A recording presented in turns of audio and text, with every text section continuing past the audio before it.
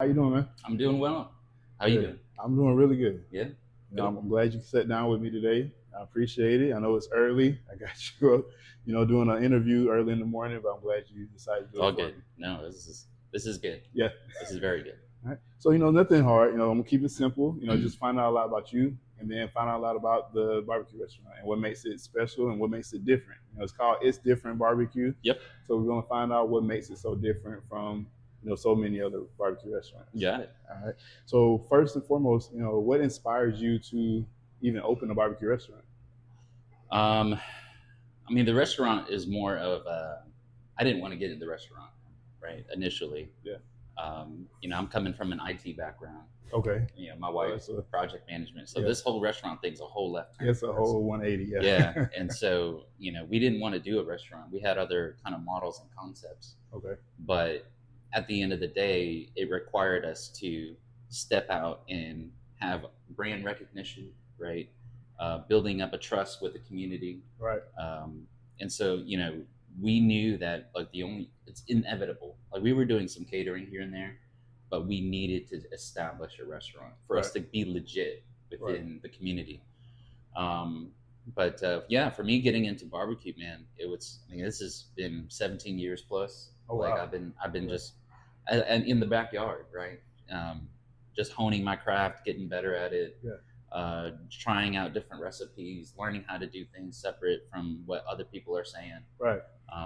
And so, I mean, obviously, before that, I did a lot of cooking, but Yeah.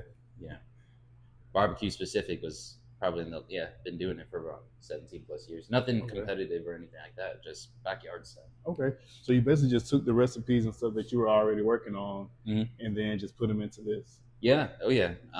So we had, everyone's an expert on the internet, right? Right, So it's of like course. I want to let me see what they're talking about, and I try it, and then I'd either like it or not like it. Right. And then I'd fine tune it a little bit. I try another thing, and then I mean a lot of testing, a lot of different development as far as recipes go. What works, what doesn't work, Okay. and what's going to work for me. Right. Like that's a big thing. Right. Is what's going to work for me.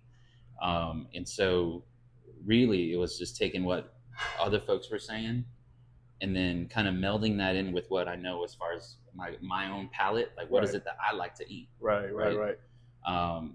And then giving that to folks or doing that on catering and seeing what it was that was catching. Yeah. Right. If people really enjoy this, okay, what was it that they enjoyed? Right. Was it the sweetness? Was it the tartness? Was it the vinegar? Like I want to know what people enjoy, and then I tweak it a little bit more, and then tweak it a little bit more, and then you just keep on trying to hone it in. Yeah. You know what I mean? Yeah, because you have to like it. Well, you have to love it. Yeah, you got to love it for other people to like it. Right. And if you love what you're eating, then usually other people will find something that they like. Exactly. Yep. So what makes Buford, what makes Buford the place, to build a business, like build a restaurant especially? Right. I think Buford's unique in that it sits in a population center that is very high in density. Right. But you still you're still far enough from the city to where it's like you're not completely overwhelmed by the amount of people. Even though for a restaurant that's a good thing, right?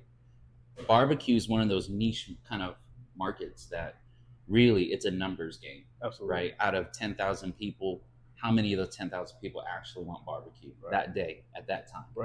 Right. And so when I was looking at, where do I establish myself? I was looking at Buford, Sewanee, Lawrenceville, but not so much. And then even possibly Alpharetta, or even going all the way down to Perimeter. Oh, wow. Right. Okay. Because again, from a purely a business standpoint, it's a numbers game. Right. And so how many people are going to actually want barbecue? And then what's my competition? Right. Who else is doing barbecue? Who's doing it well? And then am I going to compete with them directly, or am I going to kind of a little bit more be a little bit more friendly, right? As far as who am I willing to compete against? Like who's my competition as far as like, are they a giant corporate entity, or are they just another small company and they're just trying to make it too? And so those were some of the aspects for me that I was very cognizant of when I was trying to find out where to set up. And when I found this spot, you know, we're a couple of miles away from some decent barbecue places, right? We got Mooney's up the road, we got Socks Love Barbecue, and then we have a few chains that are not far away from us either. Right. And so, you know, Buford's after one of the local barbecue places kind of shut down. Buford's been hungry for some good barbecue, right? And it was far enough away from some of these smaller shops to where I'm like, okay, I think this looks good. We're closer to some chains, but that's okay. I think people will understand that. Yeah.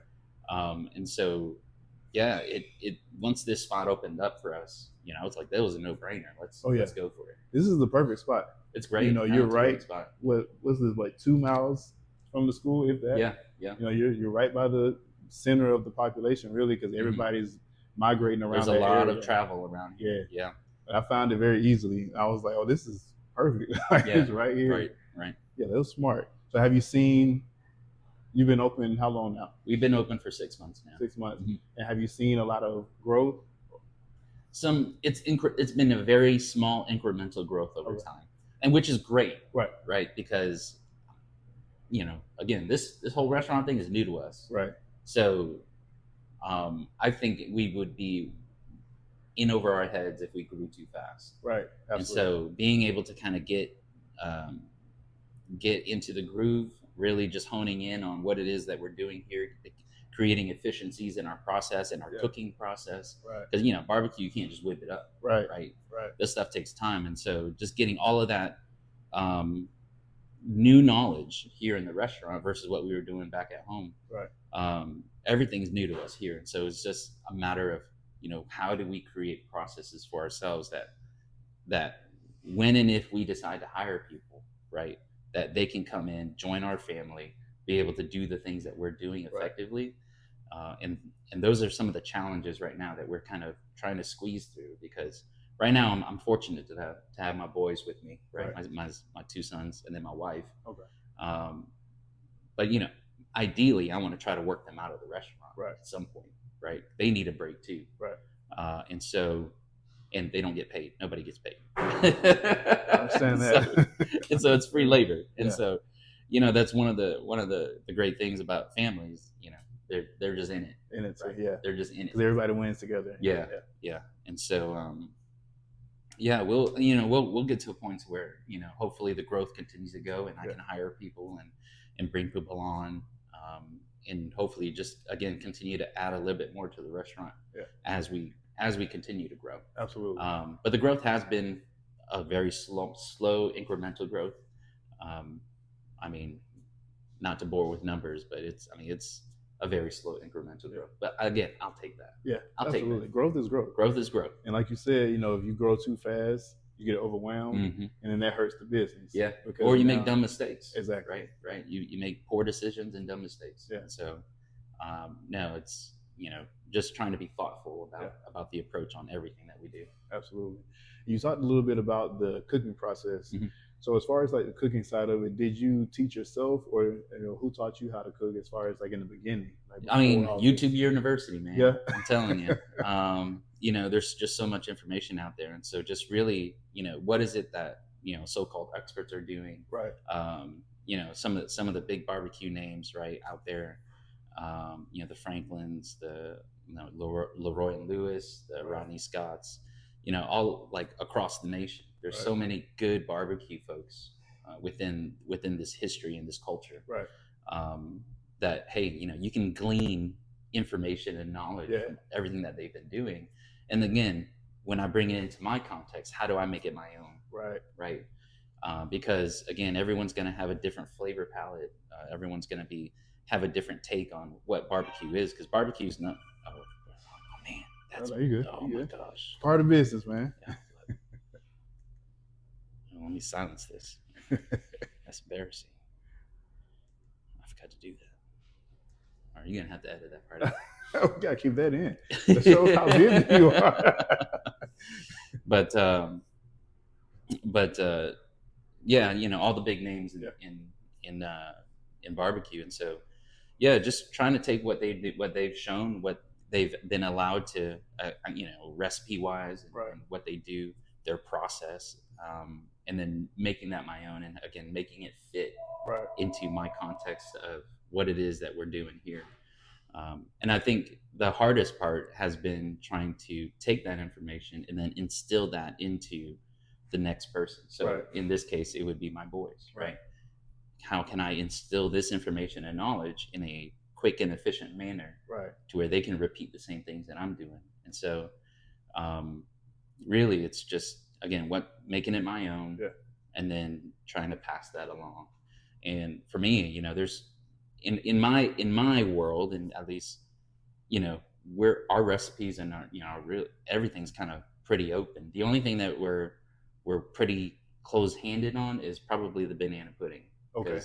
Because that's something that my wife developed, and she's just like, nope, not sharing that. Yeah. Not sharing that. And I'm like, look, that's fine. I was going to ask you that too, if you had any recipes that, you know, you're like, nope, I'm not going to share these recipes at all. So the banana pudding is that is the recipe that is hands off. You're not allowed to share this. And I'm like, okay, I got it.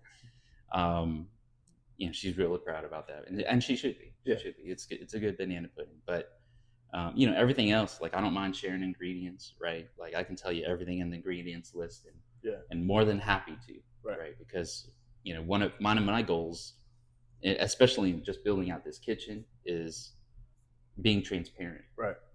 Is that in the barbecue world, everything's locked shut, right? There are no secrets. You don't share secrets, otherwise that, you know, your competitor is going to get a hold of those things. Nah. I'll tell you how to do things. I'll tell you what the ingredients are. I'll tell you what ratios you need. That's like wild. I'm an open book. Yeah. Like you ask me, and it's just like, no, this is how you do it. This is how we do it. Right. And this is our process in doing it. You know.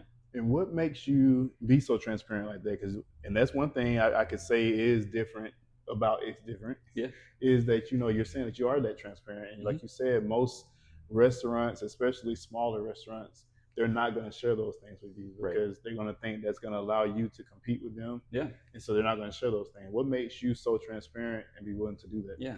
Well, I think that, you know, at my core, I'm an abundance kind of mentality. Gotcha. There's so many people that need to have good barbecue. Right. Like, really. Oh yeah. Like, but good barbecue needs to get out there in the world. We need good barbecue. We need a petition for that. Absolutely. Yeah. And so, you know, if I'm close-handed about things like having a scarcity model, right, then all of a sudden it's like, well, my goal for everyone to have good barbecue diminishes. Gotcha. Whereas if I have an abundance mentality, there's plenty of barbecue to go around, and I don't mind sharing my information. Gotcha. Right. The more barbecue that can get into people's hands, the better we are. And so I think, you know, that's one of the keys in capitalism, right? Competition breeds better products. Right. Yeah. And so it's going to require you to have competition out there so that you can have a better product. Absolutely. And then the market kind of judges from there. Right. Absolutely.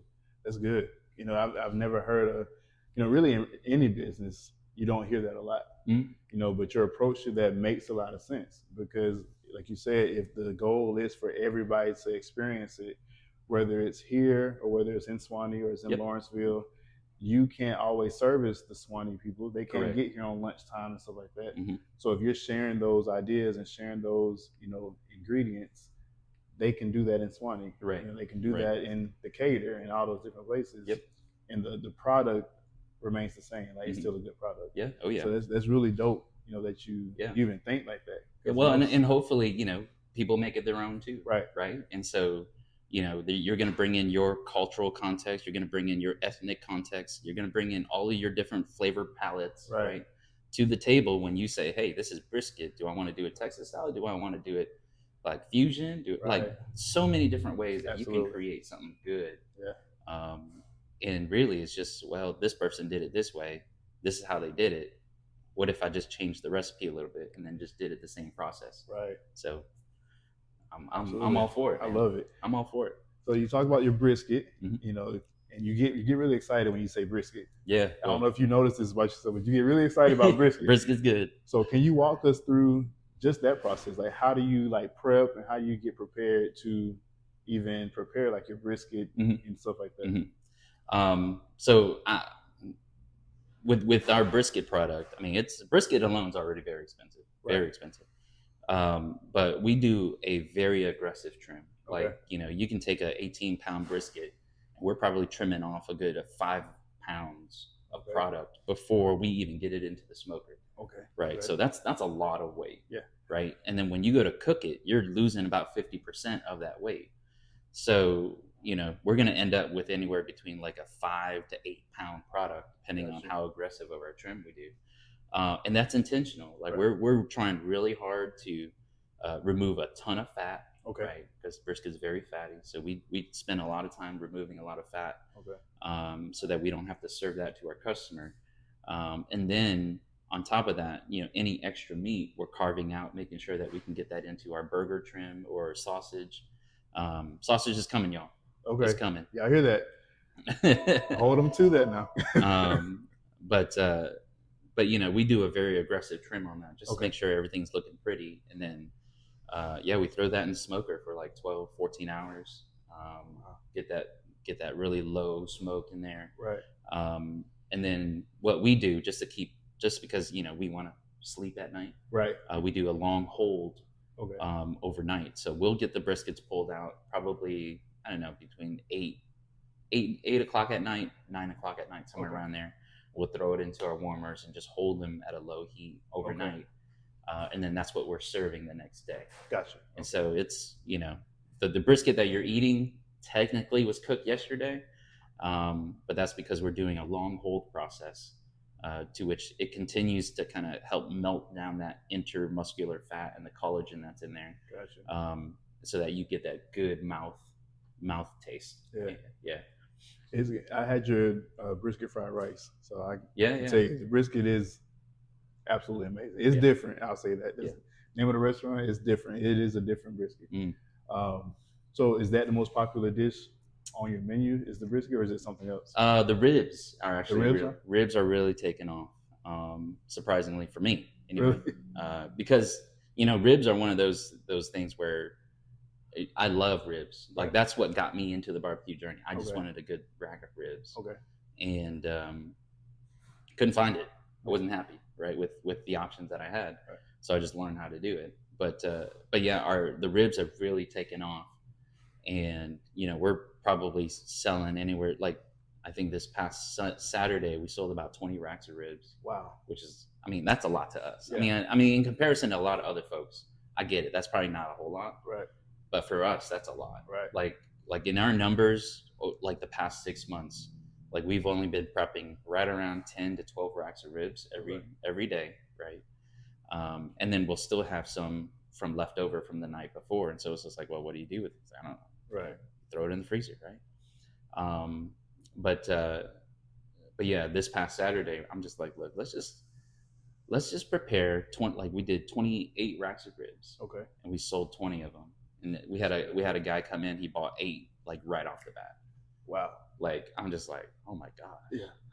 Like holy, like that's okay. You know. Yeah. I'll take that. Right? I'll take that. And was so that a new customer? It was. Yeah. Okay. And so, newer. They came in, had a little, you know, a dish and stuff like that, and then he came back on Saturday and just bought 8 racks of ribs. He had a thing going on. Yeah. And so, 8 racks of ribs. He bought all of our turkey. Wow. And I don't know. I hope he was happy. Yeah. Yeah. I'm sure he was. I'm sure he was. Yeah. I'm sure he was. But it didn't make a lot of other customers happy because, you know, all the turkey was gone now. Right. So we're just like, I'm sorry. But see, that's supply and demand. That is going to just increase that appetite for your barbecue. Yeah. Oh yeah. When you come in, you're like, you know, for turkey, and we're out. You know, you see somebody, you might be just in here and you hear somebody getting 8 racks of ribs. You're like, what the world? What's going on with those ribs? And so if he's using that to cater an event or have a little house party or whatever he's doing, now your name's going to gather even more. Because they're going to ask, who is this? Where's this from? Right. So you're about to see an increase. Yeah. Well, we're here for it. And the beautiful thing is we have capacity to do it. Yeah. You know, we're not even up like at our limit. Like we're probably operating at 25% efficiency. Like there's a lot that we can grow into. Yeah. But again, I'm thankful for the incremental growth, right? Yeah. It's allowing us to just take small baby steps in our process and in the food and everything else like that. So But yeah, as far as capacity goes, like our smoker, like this thing is ready to rock. Oh yeah. Well, like, make sure it stays ready. It's gonna happen. Yeah. Because that's how it starts. I mean, I can see where he comes in, get something like that. The next thing you know, his partner may come in and get something big, and he just keeps on spreading. Right. Before you know it, because I'm about to be talking about you over there at Buford. So before you know it, you're gonna be taking stuff over there to the school, and that's that's the heart of the city right there. Right. Right. So, once they get behind you, you might have to go buy one of these, big shopping center buildings or something like that. Start cranking out more. Right. Yeah. Okay. So on your menu, your ribs are the most popular. Do you have any like hidden gems on the menu that people don't really order too much of that you think is like really, really good that they should try? It's gonna surprise people when I say it, but our kale Caesar salad. Kale Caesar salad. Our kale Caesar salad. Like I get it. Kale is very divisive. Yeah. Right. I understand. I totally understand it. It's never intentional. Yeah. Nobody ever decides to want to have kale. Right. Absolutely. But that to me is kind of the point. Okay. Right. Is that one, obviously kale is just a very healthy, like green. When you're talking about a green, kale is a very healthy green. And so I'm just like, how can I take something that nobody wants and make it into something that people do want. Right. And so I make a Caesar salad dressing, lots of Parmesan, some mayonnaise, a little bit of Greek yogurt, get everything kind of whipped up in there. And then because we're a gluten-free restaurant, I have to come up with some type of crunch factor. And so we've been throwing in some roasted peas.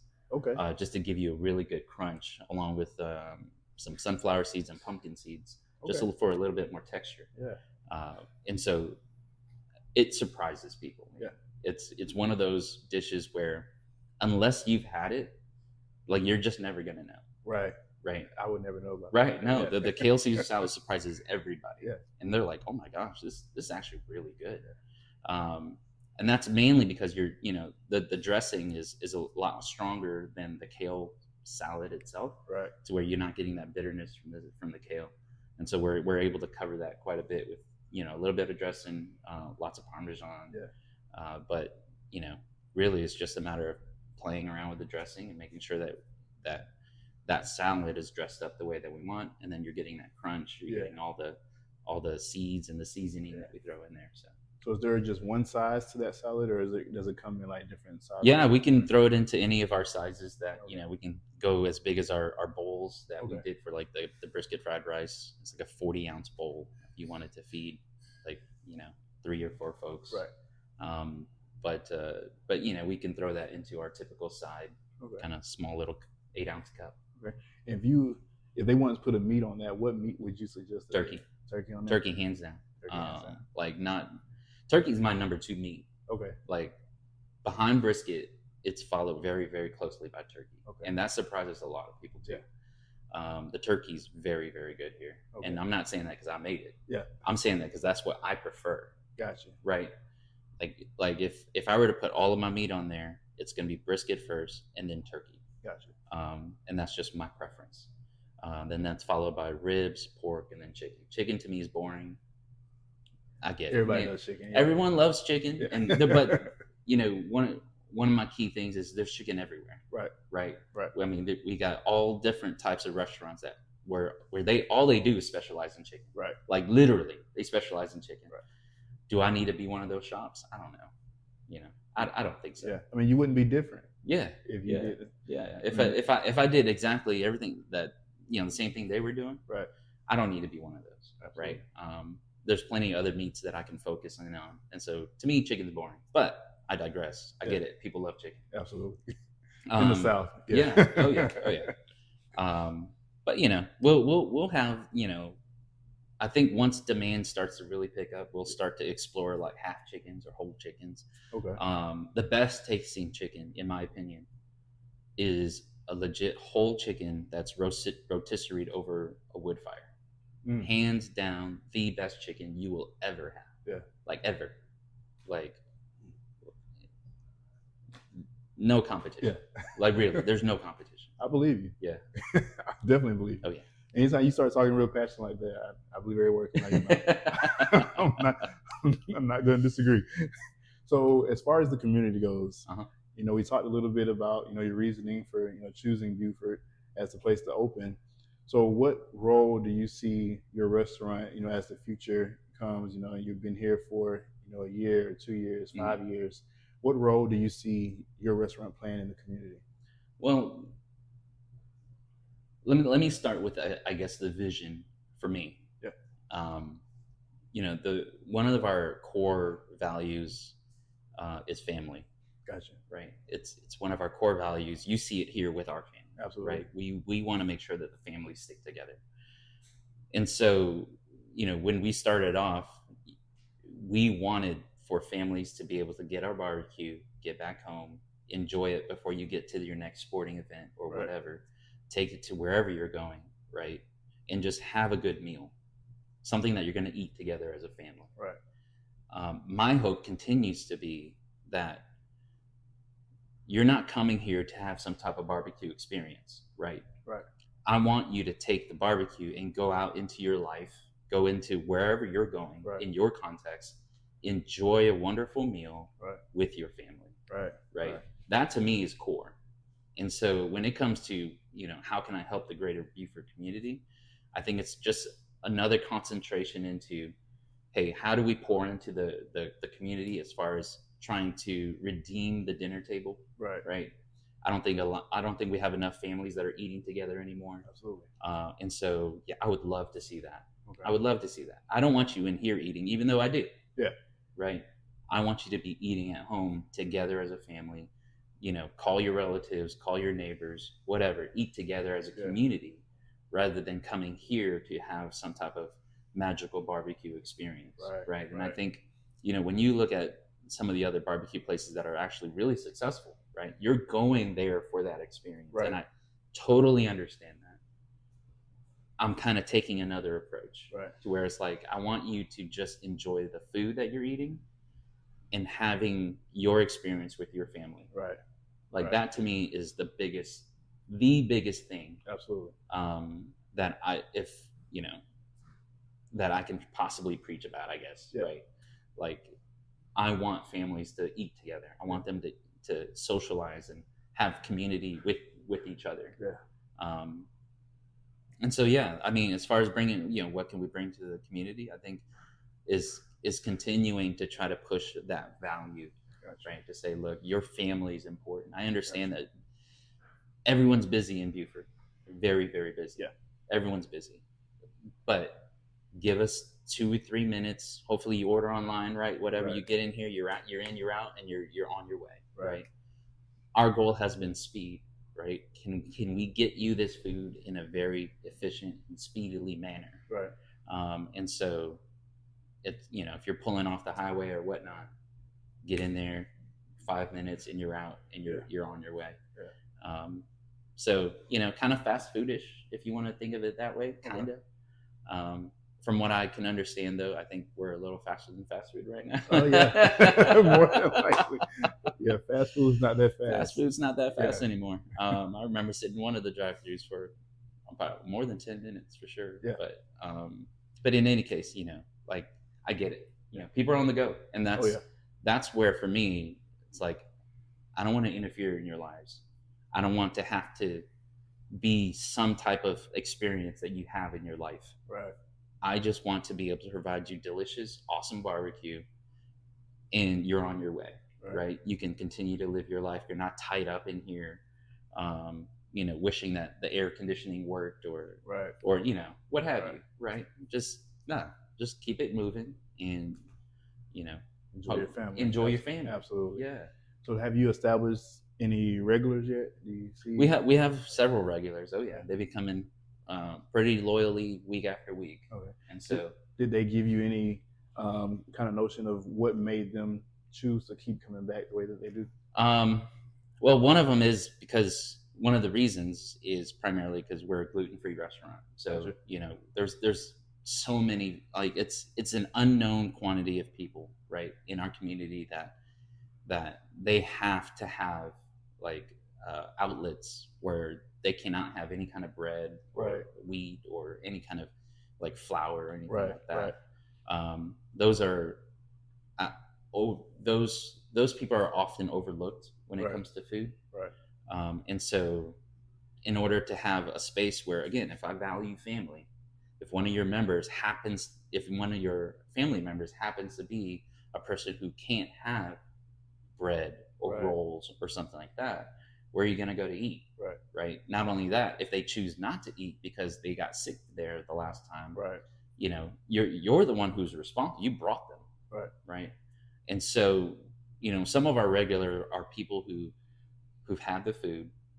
They know that it's safe for their family members or themselves to eat, because we take extra care to make sure that, one, there's no allergens that they've let us know about. But two, we're a gluten-free restaurant, so there's no fear of kind of cross-contamination or cross-contact. You know, maybe in other restaurants you might have somebody with, you know, gloved hands and they were handling a bun, and then they go like, oh, gluten-free, then they just grab a bun, unwrap it, or whatever, they just throw it into the bag.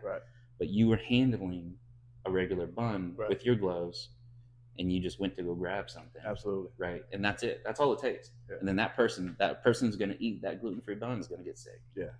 You know? And so anyway, we have those regulars. And then we have some regulars who genuinely enjoy the barbecue. Like, not that they don't, and not everyone does, but they're just like, look, this is like, you can compete with the best of them in Texas. This is some of the lines that I've heard. And I'm very flattered by that, really. Not my goal. Right? It's not my goal. But I'm very flattered. I've only been to Texas once. So I don't even know what good brisket tastes like out there in Texas. So I've ordered some, had it drop shipped, but yeah, I don't, you know, I've never been there to actually experience a legit Texas brisket. So y'all can tell me. But you know, it's definitely those folks who enjoy not just good barbecue, but really great barbecue. And that's, I think some of our regulars appreciate kind of the take that we're, you know, the boldness in flavors, the take that we're doing, and we'll just continue to keep on developing. And would you say that has become kind of your favorite part as far as being here in Buford, you know, running your business out of Buford? What would you say your favorite part about doing that is? Is it because, you know, you can kind of feel the community when you come into Buford. Before I moved here, that was the one thing everybody would always say. Like, when you get there, you can't leave. You know, it's a community. They love on you. Like you said, it is a very fast-paced community, though. Everybody's always moving, especially sports related. But it is a community that definitely, you can tell they kind of take care of one another. They know each other. So what has been your favorite part as far as being able to serve this community? That's a hard one. Well, I got them. There's a lot of, I mean, there's so much good stuff. You know, to try to pick a favorite. I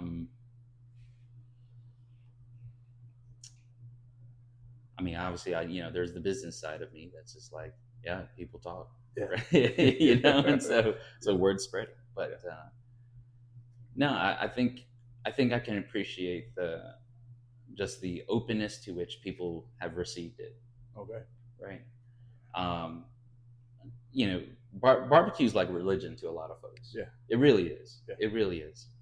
The thing I love about Buford is that I think there's plenty of diversity of thought, that it's kind of like, oh, okay, I can, like, even though, you know, my dogma is towards this type of barbecue, I see what they're doing, and I can appreciate that, right? There's an openness to it, and, you know, again, there's a lot of, you know, barbecue religion out there that people hold on near and dear to, and it's a beautiful thing. Don't get me wrong, it's a very beautiful thing. I just don't need to adhere to it. You know what I mean? But that's one of the things I love about Buford, is that there's enough openness in thought. There's enough diversity of thinking that they can start to say to themselves, well, why does it have to be just that one way? Right? Like the chains do it just that one way, so they better have good sides. Right. And I'm like, nah, the meat's got to be good. Yeah. Like you don't go into a barbecue place and ask for bread, do you? Really? Like that's what bakeries are for. Right. And I get it. People love their bread. So do I. I love bread too. Love my bread. But man, if I go to a barbecue place, I'm having meat. You know what I mean? And so, but again, there's all sorts of different religious kind of connotations with barbecue and the philosophy behind it, which I wholly respect. Love that kind of thinking. Love that. It's just, man, that's why it's different. You know? Absolutely. I love it, man. I love everything that y'all are doing. And while speaking with your wife, you know, just kind of hearing about, you know, you guys' philosophy about, like you said, like how you're pushing out the barbecue, why you're pushing it out, and even just how, you know, you guys are navigating like social media and how attentive you guys are on social media. You know, it definitely plays a part because this is a social media world now. We are. Everything happens through social media. It never happened if it's not on social media. It's how this generation thinks. So to see the way that you guys navigate it, you know, how you're responding to comments and different things, you know, that's what caught my attention. And then the name, of course, definitely caught my attention because you're like, it's different barbecue. I'm like, well, what's different about it? You know, and that's how I think. And that's why I say, you know, I really want, of course, to experience the food, but my mind goes to what makes it different and then what drew you to do it. You know, that's really where my mind goes, more about the behind the scenes, about the person. Because being in Buford, I've learned quickly that it's about the people. You know, it's not always about what you're able to give as far as service or provide as far as product, but also the people behind it as well. You know, people will be open to you if they see that you're a genuine person and what you're doing is genuine. And you saying that, you know, you do care about the families and you want families to be able to get their food, go home or go to their event, their game, wherever they're going, experience it together. You know, talk about it together. That's going to hit a lot of people because family is important, but then it's also something that we sometimes take for granted. We forget about it a little bit because we are so busy. And so we all kind of get our food and we're all kind of going our separate ways to say, you know, we're going to have It's Different barbecue and we're going to sit down, we're going to discuss, even just discussing the food, like how it tastes. You know, there's a lot of like the brisket fried rice that I had. Did you say that was supposed to be for 3 people? Well, it depends on the size you get, but I ate it by myself. I mean, it's all good. No shame in that. I'll take that too. So I was gonna try with my son, but then I intentionally got it. So you asked me if I like spicy. I was like, I intentionally got it spicy, and I have a reason not to give him any because he can't do spicy. So I was like, this is me. This is for me. But it was delicious. You know, and so that's a conversation starter. I don't know how many people I told about that brisket fried rice. Just in like my text thread, I was telling my sisters and stuff up here, man, we have to go. Like this is going to be something that you really enjoy. So that, you know, is a conversation starter. So that's a very good approach that you took, you know, to go about that. That's good. So the last thing we're going to talk about, we have a couple of questions that I asked some members of the community to submit for you. And one of the questions was, I think you already answered this earlier in the conversation, so I know what the answer is going to be. But if you could eat only one barbecue for the rest of your life, what would it be? Brisket. Yeah. And you know, more specifically, so, you know, I like the fatty marbled side of the brisket. There's 2 cuts, right? You got the lean, a little bit more dry. Not quite as like unctuous where it has all the collagen. For me, man, I just want that melts in your mouth, fatty, like cut of meat. And y'all missing out if y'all haven't gotten the fatty cuts of brisket. I'm telling you, it's like it just melts in your mouth. It's so good. It's so good. Yeah, I know what it's going to be on my list now. You already answered this as well. Secret recipe that you'll never share. Your wife has made it very clear. That the banana pudding recipe is off limits. Banana pudding recipe is off limits. You'll get beat up. It's like kind of SpongeBob and Plankton. Like, we're not getting that. We're not going to get that. So just enjoy the banana pudding. Don't ask for the recipe. All right. What's the funniest thing that has happened in your restaurant? I know you have your family up here, so I know. No, we have a lot of fun, man. We actually do have a lot of fun. It's a lot of hard work, and that puts a lot of stress on us as a family. Right. In our family dynamic. How I relate to my wife, right? Just even that dynamic, I have to steward that well, because it's like, no, I'm telling you as like I have to steward it in a way. It's like, am I telling you as your husband, or am I telling you as the boss, or am I telling you as a coworker? Right. Like there's like all of those relationships are in that one dynamic. Yeah. Right.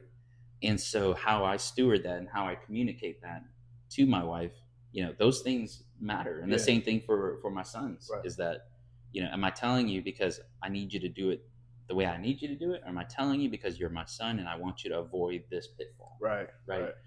And so that's challenged me just specifically as a man. Right. But, that's challenged how I manage my own, I guess, staff, if you want to call it that. Right. Because, I have to treat them with the care and respect that they deserve, because they are people, they're individuals. Right. But they're also my own family. Right. So that all of those dynamics create a complexity to where, in most workplaces, you don't have to worry about that. So that's also brought a lot of fun, because I can't speak to other families because I'm not in those families. Yeah. In our family, man, we have a lot of fun. Yeah. Like the stuff we talk about at home is hilarious. Yeah. Like we would never say these things out in public. Absolutely. Yeah. And we should. Yeah. But, we have a lot of fun. And so we try to bring that here as well, a little bit here as well. Yeah. I mean, with some filtering. Right. But, every now and then, like with my boys, they'll just let slip out certain things. And I'm just like, yo, watch it. And so, but we still have a lot of fun, right? While, hey, look, we got to push these orders out. We got to get this thing done. I mean, you wouldn't survive if you didn't have fun. No, you can't, and you can't, and so being able to work with, your staff, having fun doing it, while also, I think a part of that is keeping accountability, right? You can't just have fun with zero accountability. Like there has to be accountability. And so making sure that, hey, there's lessons to be learned on this mistake. Here are the lessons, and here's the mistakes that we made and stuff like that. Absolutely. At the end of the day, right, that it falls on my lap. Absolutely. Right? Am I doing my quality checking? Am I tasting everything? Just because he made the mac doesn't mean that I shouldn't have tasted it, right? And so, are all of these steps being adhered to the way that I need them to be, right? To my quality standards. And so it's really, how do I have fun in the middle of stress and in a storm, right? And all you do is just hang on to your family, you laugh about it. Yeah, that makes it easy. Yeah. Because you all know each other well enough to understand each other's needs, so it makes it a great environment to be in when you have your family to rely on. Right. So that stress is kind of handled, I would say, a little bit differently because it is your family. Correct. Yeah. Correct. Kind of like a good stress in some instances. Oh, yeah. Like you're stressing, but... Well, it builds your family too, right? It really does. Because, I think, I'm a pretty serious person, like 30% of the time. Right? Okay. Other than that, I love to laugh. I love to crack jokes, right? I'm kind of old school locker room kind of thing. Yeah. But, as I've gotten older, right, and I have to raise my boys, I have to try to tweak that a little bit, right? Because I need them to mature, not just, always be, in the gutter all the time, so to speak. And so, I have to allow them to see the seriousness of it, right? But also hey, we can still have fun doing this, right? And so there's, again, you're going to parent your children how they should go, and it's how it should be. Right? Absolutely. And the last question I got for you, if Buford's football team came to you and asked you to create a wolf plate, what items would be on that plate? What items? Yeah. I mean, brisket for sure. Yeah.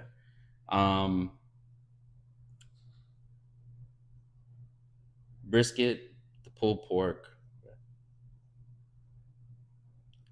and I'm gonna go sausage. Okay. Yeah. Okay. I think that's kind of the Texas trio. Is that the Texas? I don't know. I have no idea. I don't know. Could be wrong, but no. Yeah, it's actually, anyway, who cares about the Texas trio? We're not in Texas. We're in Buford.